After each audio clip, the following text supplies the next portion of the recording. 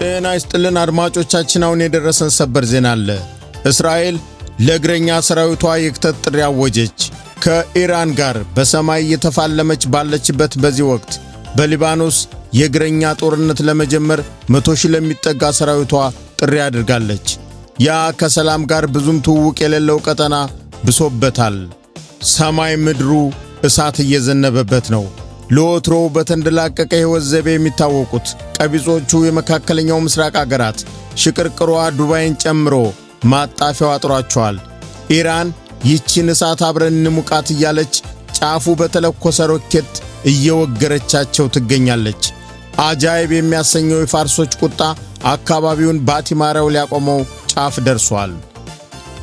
በሌላ ዜና ፈረንሳይ የኒውክሌር ምርቷን ልታሳድግ መሆኑ ተሰማ።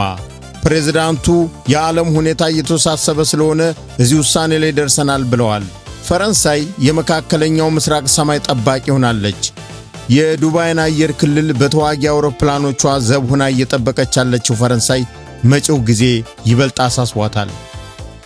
ይሁን እንጂ የፈረንሳዩ ፕሬዝዳንት ማክሮን እስራኤል በሊባኖስ ልትፈጽም ያቀደችውን ወረራ ኮንነዋል።